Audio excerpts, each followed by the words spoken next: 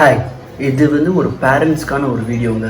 இந்த KG parent இருக்காங்க பார்த்தீங்களா, அவங்களுக்கான ஒரு எக்ஸ்க்ளூசிவ் வீடியோ. ஒரு செக்லிஸ்ட் மாதிரி ஒன்று ப்ரிப்பேர் பண்ணேன் உட்காந்து.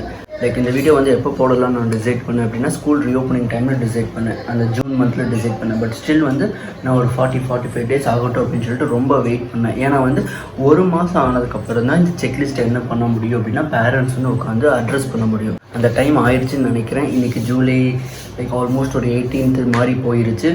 ஏன் இவ்வளோ 40 நாள்னா, ஒரு சில ஸ்கூல்ஸ்லாம் பார்த்தோன்னா ஒரு ஜூன் 15, 16, 17க்கு அப்புறம் தான் என்ன பண்ணாங்கன்னா ஸ்கூல் ரீஓப்பனிங் பண்ணாங்க. So welcome.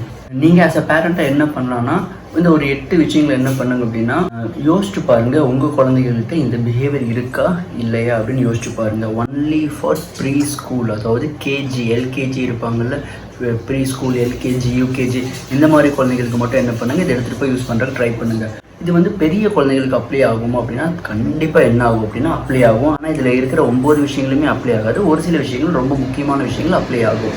இதுக்கு பேர் என்ன யோசித்தேன் அப்படின்னா, ஏடிஎஸ்ன்னு யோசித்தேன். ஆக்டிவிட்டீஸ் ஃபார் டெய்லி ஸ்கூலிங் அப்படிங்கிற மாதிரி யோசித்தேன். ஆக்சுவலாக ஸ்பெஷல் எஜுகேஷனில் ஆக்டிவிட்டீஸ் ஃபார் டெய்லி லிவிங்னு ஒன்று இருக்கும். வாழ்றதுக்கு தேவையான லிவிங்கான விஷயங்கள் இருக்கும். ஸோ அது அப்படியே கொஞ்சம் ஒரு மாதிரி அந்த டைட்டில் மட்டும் தான் மாற்றினேன். உள்ளே இருக்கிற கண்டென்ட்லாம் நான் என்ன பண்ணேன் அப்படின்னா, நானாக யோசித்தது மட்டும்தான். மேபி என் பொண்ணை பார்க்குறேன், என் பொண்ணோட ஸ்கூல் மேட்ஸை பார்க்குறேன், கிளாஸ்மேட்ஸை பார்க்குறேன். ஸோ அந்த மாதிரி விஷயங்களை வச்சு நானாக என்ன பண்ணுறது அப்படின்னா யோசிச்சது தான். Nothing personal. Number 1, waking up on time. அவ்வளோதாங்க. எந்திரிக்கிறாங்களா? உங்கள் ஸ்கூல் 9 மணியா 8 மணியா 7 மணியாங்கிறது மேட்ரு கிடையாது. நீங்கள் ஒரு கடிகாரத்தில் ஒரு டைம் செட் பண்ணியிருப்பீங்களா, இத்தனை மணிக்கு எந்திரிக்கலாம் அப்படின்னு. 7 மணிக்கு எந்திரிச்சு கிளம்புனா கரெக்டாக இருக்கும், 8 மணிக்கு எந்திரிச்சு கிளம்புனா கரெக்டாக இருக்கும் அப்படின்னு சொல்லிட்டு, 5 மணிக்கு எந்திரிச்சு கிளம்புனா அப்படி இருக்கும் அப்படின்னு சொல்லிட்டு, அந்த டைமில் உங்கள் குழந்தை எந்திரிக்குதா, அவ்வளோதான். ரொம்ப உங்களை இரிட்டேட் பண்ணாமல் உங்கள் குழந்தை எந்திரிக்குதா அப்படின்னு பாருங்கள். ஏன்னா இது ரொம்ப ரொம்ப முக்கியமான விஷயம். இந்த வேக்கிங் எதை டிபெண்ட் பண்ணியிருக்கு அப்படின்னா, ஸ்லீப்பிங் டைமை டிபெண்ட் பண்ணியிருக்கு. பட் அதை நம்ம 8th என்ன பண்ணுவோம் அப்படின்னா டிஸ்கஸ் பண்ணுவோம். நம்பர் 2, உங்கள் குழந்தைக்கு டாய்லெட் ட்ரைனிங் இருக்கா அப்படிங்கிறது தான். ஏன்னா ஸ்கூல்ஸில் பெரிய ஸ்ட்ரெஸ்ஸே பார்த்தோன்னா இந்த கேஜி குழந்தைங்களுக்கு இந்த டாய்லெட் ட்ரைனிங் தான். நான் ஒரு கேஜி பேரண்ட்ஸ் எல்லாம் மீட் பண்ணுறேன். லைக் கவுன்சிலிங் ஆஃபீஸர்ஸ்லாம் அதான் பண்ணிகிட்ருக்கோம். நிறைய குழந்தைங்க பார்த்தோன்னா ஸ்ட்ரெஸ்ஸாக இருக்குது, ரொம்ப ஸ்ட்ரெஸ்ஸாக ஃபீல் பண்ணுறாங்க. எதனால் அப்படின்னா டாய்லெட் போகிறதுக்காக. ஏன்னா அவங்களுக்கு அந்த ட்ரைனிங் கிடையாது. அது பேரண்ட்ஸ்க்கும் ரொம்ப பெரிய ஸ்ட்ரெஸ்ஸாக இருக்குது, குழந்தைகளுக்கு அதை பெரிய ஒரு ஸ்ட்ரெஸ்ஸாக இருக்குது. நம்ம கேரக்டரேக்கர்ஸ் அவ்வளோ நம்புறது கிடையாது. ஏதாவது திட்டிடுவாங்களோ பிடிச்சிடுவாங்களோ அப்படிங்கிற மாதிரி ஒரு பயம் இருக்கும். நம்பி அனுப்பல, அவங்க பார்த்துப்பாங்க அப்படின்னு சொல்லிட்டு. பட் ஸ்டில் எதுக்கு இவ்வளோ பிரச்சனை? உங்கள் குழந்தைங்களுக்கு டாய்லெட் ட்ரைனிங் இருக்கான்னு பாருங்கள். லைக் ஃபீஸஸ் வந்துச்சுன்னா சொல்ல தெரியணும், யூரின் வந்துச்சு அப்படின்னா சொல்ல தெரியணும். இன்னும் டைப்பர்ஸ் எல்லாம் போட்டு அனுப்புகிற மாதிரிலாம் ஸ்கூல்ஸே என்ன பண்ணுறாங்க, டைப்பர் போட்டு அனுப்புங்க நீங்கள் அப்படிங்கிற மாதிரி தைரியமாக ஸ்கூலே சொல்கிறாங்க. அவங்க ஏன் சொல்கிறாங்கன்னா, why don't they need to take risk அப்படிங்கிற மாதிரி சொல்கிறாங்க. ஸோ அவங்க சைடில் நமக்கு என்ன பண்ணணும் என்ன சொல்லணும்னு எனக்கு தெரியல. ஆஸ் அ பேரண்ட்டாக நான் என் குழந்தைக்கு என்ன பண்ணணும் அப்படின்னா, கண்டிப்பாக டாய்லெட் ட்ரைனிங் கொடுத்தே தான் ஆகணும். டாய்லெட் ட்ரைனிங் இல்லாத குழந்தைங்களுக்கு அகாடமிக் தேவையான்னு கேட்டால் நம்ம தான் என்ன பண்ணணும்னா உட்காந்து யோசிச்சு முடிவெடுக்கணும். நம்பர் 3, ஈட்டிங் வித்தவுட் வாமிட்டுங்க. நான் காலையில் டீ சாப்பிட்றேன். ஒன்றும் பெரிய தொந்தரவு எனக்கு ஆக போகிறது இது கிடையவே கிடையாது. இதே காலையில் எனக்கு சாப்பாடு கொடுத்தீங்கன்னு இல்லை, அவ்வளோதான். அப்படியே பிளேட் ஃபுல்லாக என்ன பண்ணிடுவேன் அப்படின்னா வாமிட் எடுத்துருவேன். நீங்கள் எது கொடுத்தாலும் அவ்வளோதான். அன்லஸ் அன்டில் லிக்விட் ஃபுட்ஸ் இல்லாமல் இருந்துச்சுன்னா, சாலிடாக எது கொடுத்தாலும் நான் வாங்கி எடுத்துருவேன். இது ஏன் சொல்கிறேன்னா, நிறைய குழந்தைங்களுக்கு காலை எழுந்திரிச்சு சாப்பிட்றாங்க பார்த்தீங்களா, அப்போ ஒரு மாதிரி வாமிட்டிங் சென்சேஷன் இருக்கும்.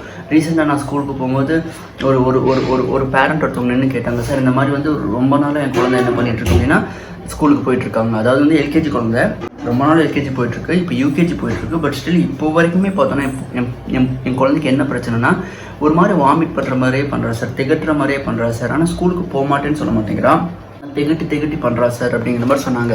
ரொம்ப சிம்பிளுங்க. அந்த குழந்தைக்கு வயிற்றில் பிரச்சனை கிடையாது, ஆன்சைட்டி. வாமிட் வர மாதிரி திகட்டுது அப்படின்னாலே, வயிறு பெரட்டுச்சு அப்படின்னாலே இது ஒரு ஆன்சைட்டிக்கான ஒரு சிம்டம்ஸ் மட்டும்தான். நான் சொன்னேன் இல்லைங்க, நீங்கள் ஸ்கூலில் கொஞ்சம் பேசி கொஞ்சம் எக்ஸ்ட்ரா சப்போர்ட் கொடுக்குறதுக்கு ட்ரை பண்ணுங்கள். எது காரணத்துக்குள்ளும் நீங்கள் ஸ்கூலை கட்டடிக்காதீங்க. வாந்தி வந்தாலும் சரி, பேதி வந்தாலும் சரி, நீங்கள் ஸ்கூல் அனுப்புங்க அப்படிங்கிற மாதிரி நான் சொல்லிட்டேன். ஒரு 2 வாரம் இருக்கும். இப்போ அந்த குழந்தையோடைய ரிவ்யூ ஒன்று பார்த்தேன். அந்த பேரண்ட் ஹாப்பி. ஸோ கொஞ்சம் கம்ஃபர்ட் கொடுத்தோம் அப்படின்னா சரியாக ஆரம்பிச்சிடும். நம்பர் 4, ஸ்கூலுக்கு போயிடுவாங்க, ஆனால் கிளாஸுக்கு போக மாட்டாங்க. கிளாஸுக்கு போகும்போது உட்காந்து அழுன்னு அழுவாங்க. என் குழந்தை பார்த்தோன்னா சீக்கிரம் வந்துருமா அப்படின்னு சொல்லுவா. இல்லைனா கிளாஸ் வரைக்கும், ஸ்கூலுக்கும் கிளாஸுக்குமே பார்த்தோன்னா ஒரு 10 மீட்டர் தான் இருக்கும். பட் அதை தூக்கிட்டு போங்க அப்படின்னு சொல்லுவாங்க. ஆனால் நான் கிளாஸ் ரூமுக்கு போக மாட்டேன்னு சொல்ல மாட்டாங்க. கிளாஸ் ரூமுக்கு போகாமல் இருக்கிறது ஒரு பெரிய பிரச்சனை. ஒரு சில குழந்தைங்க ஸ்கூலுக்கு போயிடுவாங்க, ஸ்கூல் பிரச்சனையாக இருக்குது. ஆனால் ஒரு சில குழந்தைங்களுக்கு கிளாஸ் ரூம் பிரச்சனையாக இருக்கும். உங்கள் குழந்தை அழுகாமல் பிடிக்காமல் கிளாஸ் ரூமுக்குள்ளே போகுதா அப்படிங்கிற விஷயத்த பார்க்குற ட்ரை பண்ணுங்கள். இன்னொன்று 5th பார்த்தோன்னா கெஸ்டர்ஸ் காமிக்கணுங்க. கிளாஸ் ரூமில் போய் உட்காந்து சில மாதிரி உட்காந்துடக்கூடாது. உட்காந்து ஏதோ ஒன்று கெஸ்டர்ஸ் காமிக்கணும். கூட இருக்கிற அந்த பக்கத்து ஸ்டூடெண்ட்ஸ் கிட்டே, இல்லைனா மேம் கிட்டே, இல்லைனா கேர்டேக்கர்ஸ் கிட்டே, இல்லைனா வரவங்க போகிறவங்க கிட்ட கொஞ்சமாவது சிரிக்கணும். நான் ஆயிஷாவை ட்ராப் பண்ண போனேன் அப்படின்னா ஆயிஷா ஒன்றுமே ரெஸ்பான்ஸ் பண்ண மாட்டான். ஆனால் அங்கே இருக்கிற குழந்தைங்க அவ்வளோ எக்ஸைட் ஆவாங்க, அவ்வளோ பேசுவாங்க, அவ்வளோ சிரிப்பாங்க, அவ்வளோ கெஸ்டர்ஸ் எனக்கு காமிப்பாங்க. ஆயிஷாவோட அப்பாங்கிற மாதிரி பயங்கரமாக காமிப்பாங்க. அது வந்து ரொம்ப எக்ஸ்ட்ரீமு. அந்த அளவுக்கு இல்லாட்டி கூட பரவாயில்ல, அட்லீஸ்ட் பக்கத்தில் இருக்கிற பொண்ணுக்கிட்டையாவது ஒரு பென்சில் வேணும்னாலவாது அந்த பொண்ணுக்கிட்ட வாய் திறந்து என்ன பண்ண தெரியணும் அப்படின்னா கேட்க தெரியணும். மேம் கிட்ட போய் இது எனக்கு காணா போச்சுங்க, இதை எடுத்து கொடுங்க அப்படிங்கிற மாதிரி சொல்லவா தெரியணும். ஸோ கொஞ்சோடு கம்யூனிகேஷன் உங்கள் குழந்தைகிட்ட இருக்கான்னு பாருங்கள். 6வது ஸ்கூல் திங்ஸை கேரி பண்ணுறாங்களா. இந்த மாதிரி ஒரு டப்பா பென்சில் வாங்கி கொடுத்தாலும் பிரச்சனை கிடையாதுங்க. ஆனால் வந்து ஒரு டப்பா பென்சிலில் என்ன பண்ணிடுவான்னா ஒரே வாரத்தில் காணாமல் போட்டு வந்துடுவோம். Erasers, stationeries, box, note, lunch towel, water bottle, இது எல்லாமே பத்திரமா அவன் எடுத்துகிட்டு வரானான்னு பாருங்கள். இது ரொம்ப பெரிய ஒரு ஸ்கில்லுங்க. என்கிட்ட என்ன இருக்குது, எத்தனை திங்ஸ் இருக்குது, நான் எப்படி இதை ரிட்டர்ன் கொண்டு வரணும் அப்படிங்கிறது ஒரு பெரிய ஒரு பெரிய ஸ்கில். ஒரு மணி மேனேஜ்மெண்ட் டாஸ்க்கு கீழே வரக்கூடிய ஒரு ஸ்கில். அது செல்ஃப் எம்பவர்மெண்ட்டில் நம்ம டிஸ்கஸ் பண்ணணும். பட் ஸ்டில் உங்கள் குழந்தைகிட்ட அந்த ஸ்கில் இருக்கான்னு பாருங்கள். இல்லையா கொண்டு வரலைனாலும் பரவாயில்லைங்க, அட்லீஸ்ட் அதை தொலைஞ்சு போச்சான்னு அந்த குழந்தை சொல்லவாது தெரியணும். இது வந்து ஸ்கூலுக்கு போய் வர வரைக்கும். ஸ்கூலுக்கு போயிட்டு வந்ததுக்கப்புறம் ஏதாவது முக்கியமான டாஸ்க்கு ஸ்கூலுக்கு போயிட்டு வந்துட்டாங்க அப்படின்னா கொஞ்சமாவது நோட்டு பென்சில் எடுமா அப்படின்னா கொஞ்சம் ஒரு கண்ணில் தண்ணி வந்துட்டு எடுத்தாவது பரவாயில்லைங்க. தேம்பி அழுது நான் எடுக்கவே மாட்டேன், மொபைல் பிடிச்சிட்டு தான் உட்காருவேன், டிவி தான் பார்ப்பேன், நூடுல்ஸ் செஞ்சு கொடுத்தா தான் நான் சாப்பிடுவேன் அப்படிங்கிற மாதிரிலாம் இருந்துச்சுன்னா ரொம்ப கஷ்டங்க. இந்த செக்லிஸ்ட் ரொம்ப முக்கியமான கஷ்டம். ஏன்னா எல்கேஜி தான், ப்ரீகேஜி தான், ஸ்கூலுக்கு அனுப்பலன்னா பிரச்சனை கிடையாது. எனக்கு அகாடமிக்ஸ் எல்லாம் வேண்டியது இல்லைப்பா, படித்தாதான் வாழ்க்கையாப்பா அப்படின்னா நம்ம ஸ்டைலில் இருந்தீங்கன்னா ஸ்கூலுக்கு அனுப்பாதீங்க. இல்லைப்பா ஸ்கூலுக்கு அனுப்பிட்டோம்ப்பா அப்படின்னா அவங்க சொல்கிற அந்த ஏவையோ அந்த ஸ்லாண்டிங்கோ அந்த சத்தத்தையோ நம்ம குழந்தை சொல்லி தான் ஆகணும். இல்லைன்னா ரொம்ப ப்ரெஷர் போடுவாங்க. 4th, 5th, 6th குழந்தைங்களோட கவுன்சிலிங் செஷனில் நீங்கள் உட்காந்து பக்கத்தில் பார்த்தீங்கன்னு வைங்களேன், உங்களுக்கு தண்ணி வரும் இந்த அப்பா அம்மா படுற கஷ்டத்தை. இது எல்லாத்துக்கும் காரணம் என்னென்னா அந்த அடிப்படை, அந்த ஃபவுண்டேஷனல், அந்த ஃபண்டமெண்டல் ஸ்கில்ஸ்.